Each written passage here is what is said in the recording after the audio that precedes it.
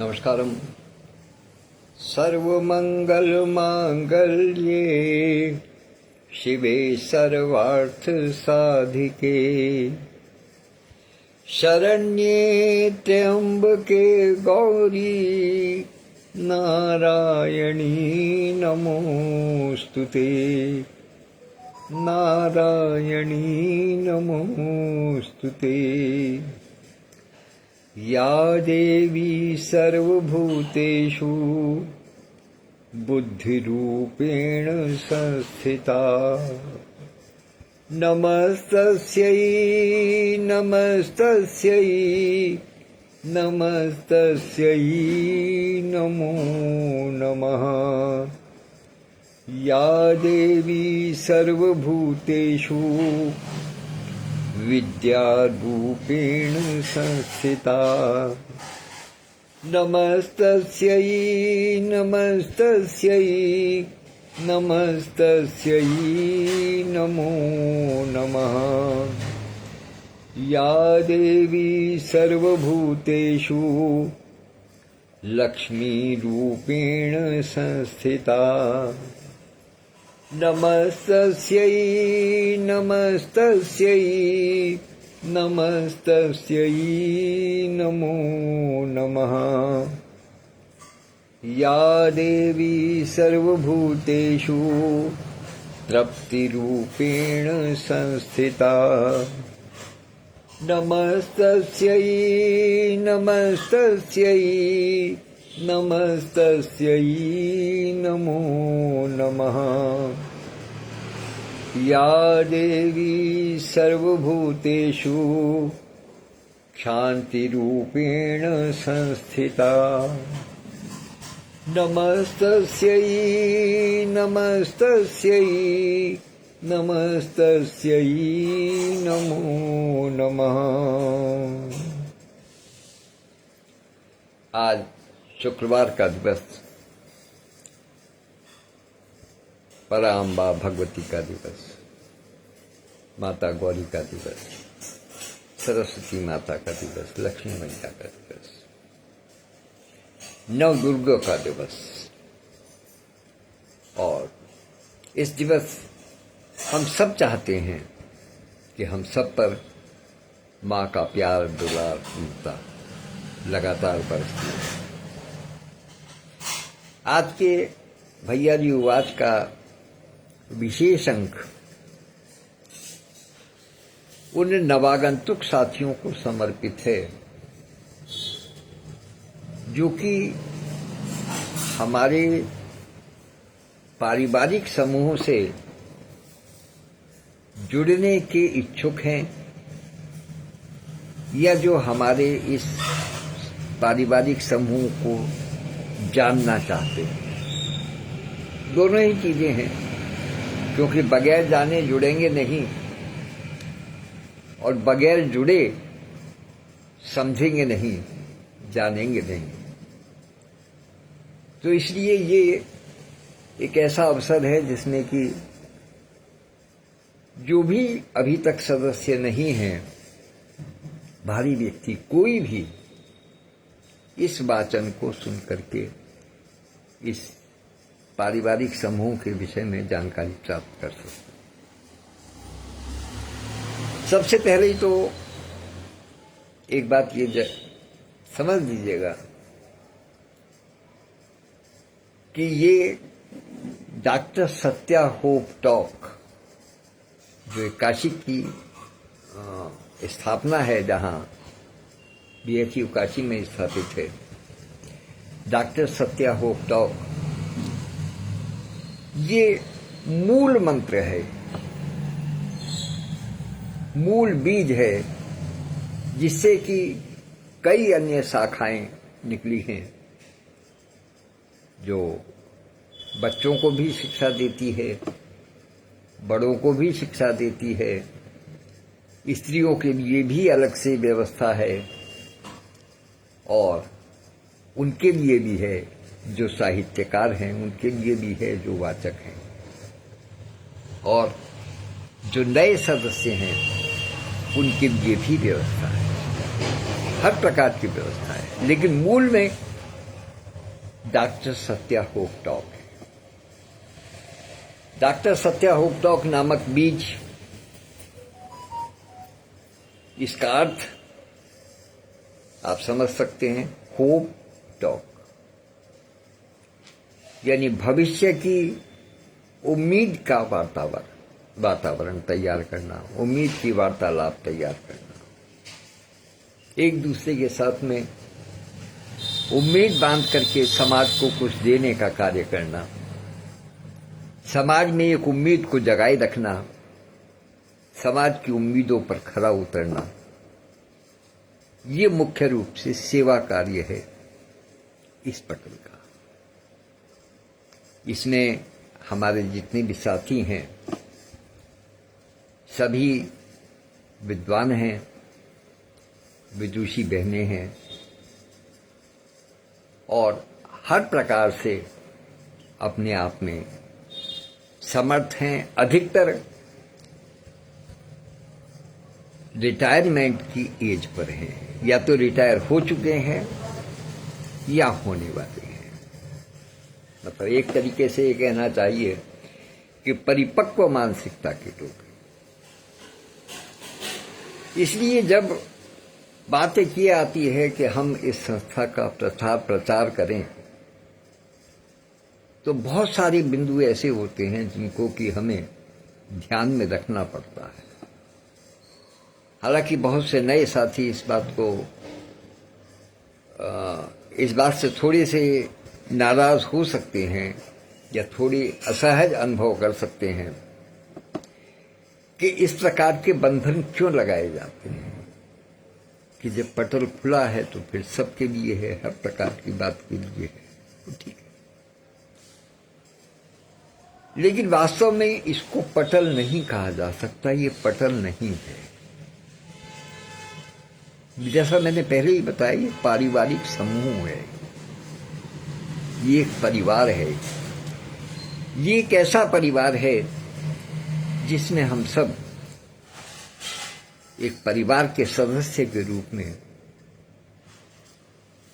भाई बहन के रूप में, पिता पुत्री के रूप में, पिता पुत्र के रूप में, चाचा भतीजा के रूप में, चाचा भतीजे के रूप में, दादा पौत्र के रूप में, दादा पौत्री के रूप में, इस प्रकार से पारिवारिक संबंधों के आधार पर हम सब एक दूसरे से संबंध बनाए हुए हैं। हमारे संबंध शुचिता, पवित्रता और पावनता के आधार पर टिके हुए हैं। जैसा सभी जानते हैं कि आजकल सोशल मीडिया पर किस किस प्रकार के प्रयोग होते हैं, किस किस प्रकार से हैकिंग होती है, आपको ताज्जुब होगा कि इतनी बाध्यता बनाने के बाद भी, इतनी स्क्रूटनी करने के बाद भी कभी कभी ऐसा हो जाता है कि हमारे सदस्य हैकिंग के शिकार हो जाते हैं। मुझे स्मरण है कि हमारे यहाँ के 4 सदस्य हैकिंग का शिकार हो चुके हैं, जबकि सब अपने आप में परिपक्व हैं, सारी स्थितियों परिस्थितियों से वाकिफ हैं, लेकिन अब इतने नए नए तरीके आ गए हैं हैकिंग के कि जो हम सब लोग एक तरीके से जो प्रौढ़ावस्था तक पहुंच गए हैं, या जो जिन्होंने बचपन में मोबाइल नहीं देखा, जिन्होंने बाद में आकर के मोबाइल सीखा, मोबाइल पर काम करना जाना, वो आज की तेज तर्रार जो मोबाइल की पीढ़ी है उससे पार नहीं पा सकते। इसलिए स्वयं को बचाने का तरीका ये ही है। बचाने का किससे? कि कोई व्यक्ति हमारे किसी नंबर का दुरुपयोग न कर सके, ये बचाना है और कुछ नहीं है। बाकी तो हम समाज के हैं, पूरे समाज के लिए हैं, सबके लिए हैं। किसी प्रकार का किसी से कोई भेदभाव नहीं है। लेकिन ये बाध्यता लगाना जरूरी है, ये एक संदेश पहुंचना जरूरी है कि यहां कोई भी व्यक्ति बिना स्क्रूटनी के अंदर प्रवेश नहीं कर सकता, क्योंकि हमारे परिवार में लगभग 90% स्त्रियां हैं, बहनें हैं। जब 90% स्त्रियां हैं और उनको हमने इस पारिवारिक समूह में जोड़ा है, तो निश्चित रूप से उनके चारों तरफ एक सुरक्षा घेरा भी लगाना जरूरी है, क्योंकि सब जानते हैं कि आजकल समाज किस दिशा में चल पड़ा है। इसलिए आवश्यक है, हमारे यहाँ एक बार अपनी मानसिकता बता दीजिएगा। इसीलिए कहा गया है कि अपना पूरा परिचय, साहित्यिक परिचय, क्योंकि जब कवि के साथ कॉफी की बात आती है जिसमें कवि आ जाता है, तो सीधा सा मतलब है कि वो एक साहित्यिक पटल है। हम साहित्यिक लोगों से जोड़ना चाहते हैं। और उसका कारण क्या है? कारण उसका मुख्य रूप से ये है कि वो वैचारिक रूप से बहुत ही प्रबुद्ध होते हैं। उनके अंदर संबंधों के निभाने की योग्यता हो, वो संबंधों को समझते हैं, संबंधों को जानते हैं, उनके अंदर एक विचारशीलता होती है। आपको एक विशेष बात और बताना चाहता हूं कि ये डॉक्टर सत्या होप टॉक का संसार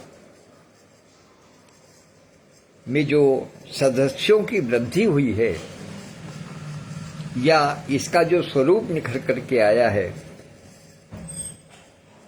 वो इसलिए आया है कि इस पर एक कार्यक्रम चलता है, शब्द से सृजन, जो पहले केवल लेखन के माध्यम से आता था। उसको संस्थापक महोदय डॉक्टर सत्यप्रकाश पांडे जी स्वयं उसका वाचन करते थे, उन रचनाओं का। फिर धीरे धीरे कालांतर में बात परिवर्तित होती गई। पहले ये प्रतिदिन हुआ करता था, प्रतिदिन एक शब्द दिया जाता था, सबको खुले मंच से आवाहन किया जाता था, सब लोगों का, सब लोग आते थे, बहुत बहुत लोग आते थे। एक एक अंक में 100-100 रचनाएं आती थी। कभी कभी ऐसा हो गया कि एक अंक में नहीं समाया जा सकता था, तो एक शब्द पर 2-2, 3-3 अंक हम प्रसारित करते थे। वो भी स्थिति। उसने जो विस्तार पाया है, उससे एक लाभ हुआ है, और वो फिर एक मूल बिंदु बन गया इस पटल पर प्रवेश करने का, कि जब किसी शब्द पर किसी साथी ने, किसी मित्र ने, किसी साहित्यकार ने, किसी कवि ने जब अपनी रचनाएं लिख करके भेजी हैं, तो व्यक्ति विशेष की रचनाओं से, उनके शब्दों से, उनके भाव से उसकी मानसिकता का पता चलता। और जहां ये लगा कि हाँ ठीक है, उनको आत्मसात कर लिया गया।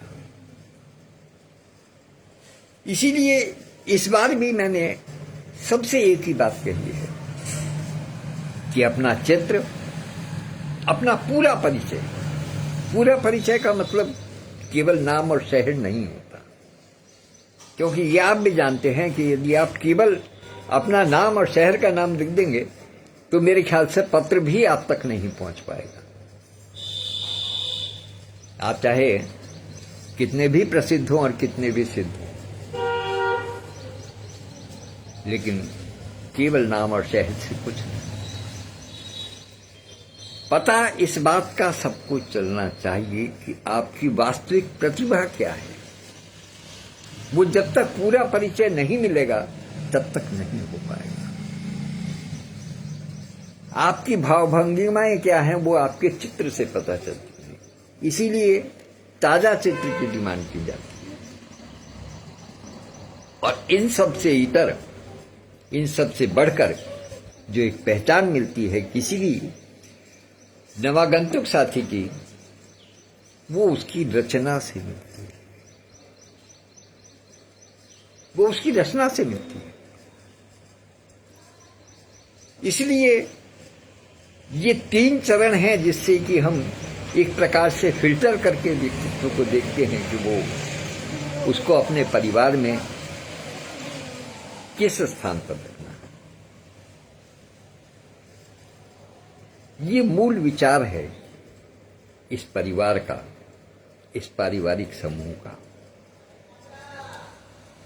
मेरी इस बात से कोई भी व्यक्ति इस बात का मतलब न निकाले कि यहां किसी प्रकार की धर्म विशेष, जाति विशेष, पंथ विशेष, आस्था विशेष या मान्यता विशेष का बाहुल्य है। ऐसा कुछ नहीं है। यहां जो है वो सब मानव हैं, लेकिन जो मानव हैं उनके अंदर वास्तविक मानवता के दर्शन होने चाहिए। हमारा केवल यही उद्देश्य है।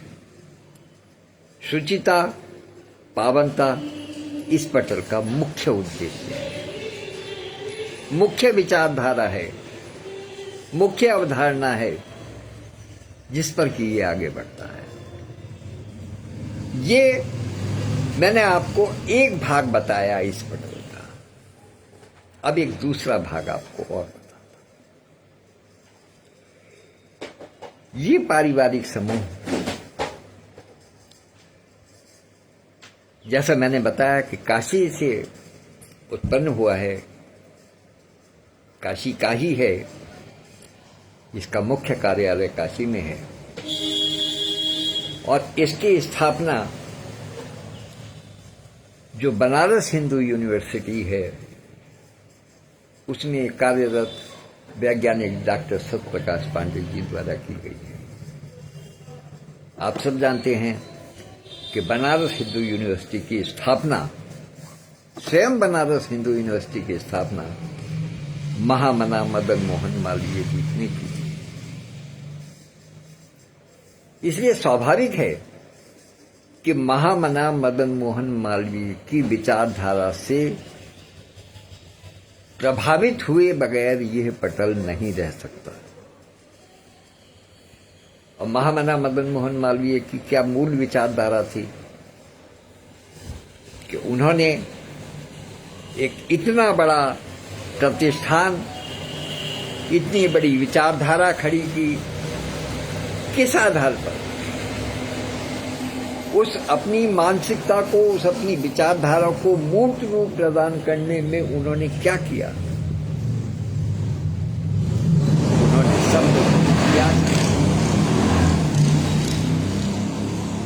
क्षमा कीजिएगा, सड़क पर मोटरसाइकिल आ गई, नहीं सुनाई।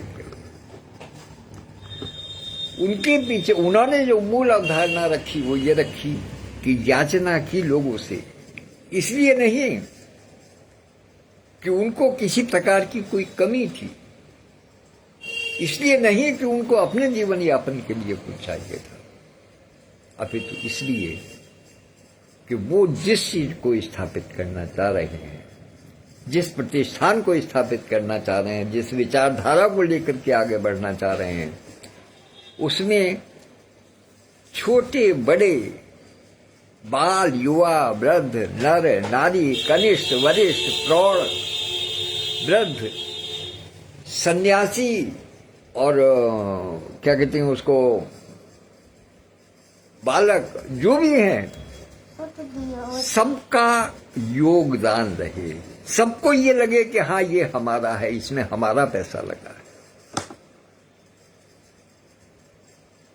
तभी वो सामाजिक चीज होती है। तभी जब सब उसके प्रति आस्था का भाव रखते हैं वो तभी रख पाते हैं। आज स्थिति क्या है कि लोग बाग 100 रुपए का दान करते हैं, 1000 रुपए का दान करते हैं और इच्छा क्या रखते हैं कि जिस मंदिर को या जिस धर्मशाला को या जिस प्रतिष्ठान को दान दिया है वहां पर एक नेम प्लेट तो लगी जाए कि अमुक व्यक्ति ने इतना पैसा दान किया, या एक सूची में नाम आ जाना चाहिए कि अमुक व्यक्ति ने इतना रुपया दान किया है। लेकिन यहां सम्मान है, दिल से है, कोई सूची नहीं है।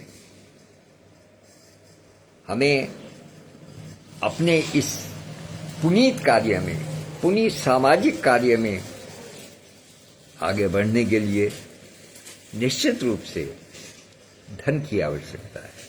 क्यों? क्योंकि बिना धन के समाज में कोई कार्य हो नहीं सकता, ना आज तक हुआ है, ना आगे हो सकेगा।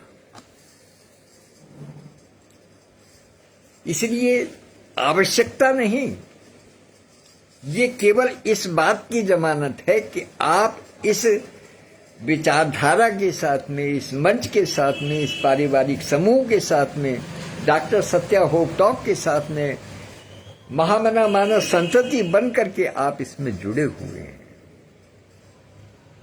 ये आपकी शुचिता, पावनता, पवित्रता की गारंटी है, जमानत है इस बात की। हम किसी वस्तु को बाजार से खरीद करके लाते हैं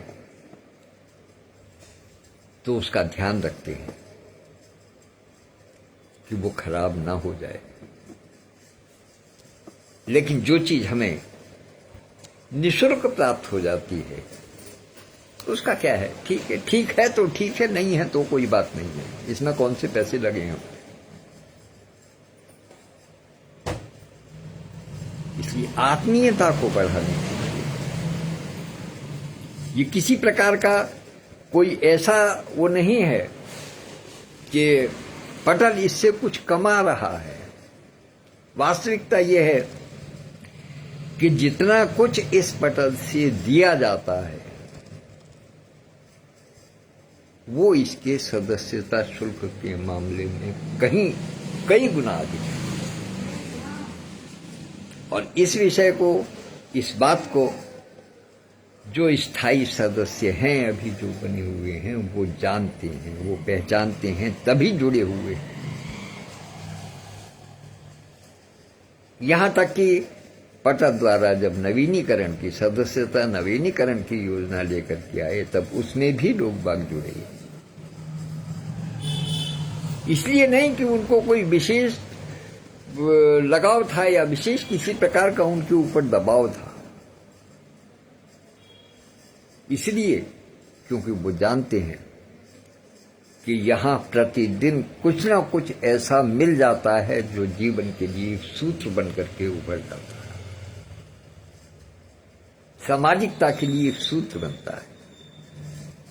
तरह तरह की कार्यशालाएं होती हैं, तरह तरह के पटल हैं, सबके लिए अलग अलग प्रकार की कार्यशालाएं हैं। जैसा मैंने पहले बताया, बच्चों के लिए अलग व्यवस्था है, कवियों के लिए अलग व्यवस्था है, और जो गद्य लेखक हैं उनके लिए अलग व्यवस्था है, जो केवल वाचन करते हैं उनके लिए अलग व्यवस्था है। और हर प्रकार का वाचन, सामाजिक भी, सांस्कृतिक भी, आध्यात्मिक भी, हर प्रकार का। तो यहां सब कुछ है। आप एक बार जुड़िए। मैं इस बात का केवल विश्वास नहीं दिलाता, दावा करता हूं कि जो व्यक्ति एक बार इससे जुड़ जाएगा वो फिर कभी यहां से अलग होने के विषय में सोच ही नहीं पाएगा, क्योंकि प्रतिदिन उसको इतना कुछ मिलेगा, इतना कुछ प्राप्त होगा कि वो उसी में खोया रहेगा, उसी में खोया रहेगा। जिस ओर बढ़ेंगे उसी ओर ज्ञान की गंगा बहती मिलेगी। जहां इच्छा हो उधर ही डुबकी लगा लीजिएगा, कुछ ना कुछ मिल जाएगा। हर व्यक्ति के वाचन में कुछ ना कुछ मिल जाएगा। और अधिकतर साथी हमारे ऐसे हैं जिनके यूट्यूब चैनल भी है, तो उनके वाचन उनके यूट्यूब पर भी मिल जाते हैं। क्योंकि आप सब जानते हैं कि फेसबुक में आजकल 30 दिन से अधिक कोई भी लाइव कोई भी वीडियो रहता नहीं है। इसलिए वाचनों को प्रयास करते हैं कि हम लोग एक जगह सुरक्षित रख सकें, संरक्षित कर सकें, ताकि यदि नए साथी हमारे कभी उसको देखना चाहें, कभी उसका संज्ञान लेना चाहें, या जो पुराने भी साथी हैं, इसका एक लाभ और भी है कि जो पुराने साथी भी हैं वो भी अपने साल भर पुराने कार्यक्रम को लाइव को देख करके यूट्यूब पर स्वयं अनुभव कर सकते हैं कि उनमें कितना परिवर्तन आया है, या वैचारिकता में कितना परिवर्तन आया है, क्या किया है। यद्यपि ये बताने का विषय नहीं है, किंतु फिर भी संदर्भ आया है तो बता देता हूं कि मेरे स्वयं के YouTube पर लगभग 270 वाचन पड़े हुए हैं। लगभग 270 जो है वो वीडियो पड़े हुए हैं मेरे अपने YouTube पर। तो जब तबीयत होती है, जब पीछे का खोल करके देख लेता हूं, पता चल जाता है कि पीछे कहाँ क्या मानसिकता थी, क्या परिवर्तन आया है। उस चीज को देखने के लिए जरूरी है। दूसरी चीज, इससे प्रचार प्रसार भी होता है, पटल को भी लोग बाग जानते हैं। तो हर प्रकार के बहुमुखी विकास के लिए आवश्यक है कि इस पारिवारिक समूह का हिस्सा बने और पूरी पावनता, शुचिता और पवित्रता के साथ यहाँ जुड़े। हम सब आपके स्वागत के लिए तैयार हैं। बस आप लोग केवल जो मैंने 3 चीज बताई हैं, अपना पूरा परिचय, साहित्यिक परिचय सही, आप किस विधा में लिखते हैं, क्या लिखता है, कितना लिखा है, कहाँ कहाँ छपे हैं, कहाँ के रहने वाले हैं, क्या मोबाइल नंबर है, क्या संपर्क, एक ताजा चित्र और अपनी एक प्रतिनिधि रचना। अभी इस बार तो जो मैंने आपको जिक्र किया था सबसे सजन कार्यक्रम का, इस बार सबसे सजन के लिए रविवार के लिए एक शब्द दिया गया है, अनुज्ञा गुल्लक। उसको आप लोग अभी जो नए हैं वो लोग नहीं जान पाएंगे, लेकिन मेरा अनुरोध है कि मैं उस पर जब लिंक दूंगा तो उस लिंक पर आप उसको सुनिए अवश्य, ताकि आपको पता चल सके कि वो किस प्रकार से कार्यक्रम होता है। और फिर अनुज्ञा गुल्लक क्या है ये भी आप वहीं जान पाएंगे। और फिर अगली बार को जब भी शब्द मिलेगा, अब सप्ताह में 2 बार होता है ये कार्यक्रम, एक बुध को और एक रविवार को, इसलिए बुध का शब्द रविवार को मिलेगा। उस पर आप सब भी अपनी रचनाएं लिख करके भेजिएगा, ऑडियो बना करके भेजिएगा मेरे नंबर पर। उसमें किसी प्रकार की कोई सदस्यता की बाध्यता नहीं है। आप जुड़िए तो सही, एक बार महसूस तो कीजिएगा कि ये क्या है। उसके लिए मैं सबको खुले तौर पर आमंत्रित करता हूं।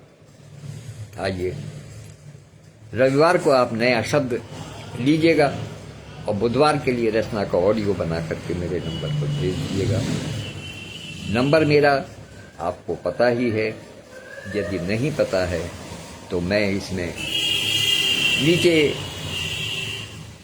कमेंट बॉक्स में डाल दूंगा, आप नोट कर सकें तो नोट कर लीजिएगा। 9045328267। धन्यवाद, नमस्कार, कल फिर मिलेंगे, तब तक के ध्यान रखिए।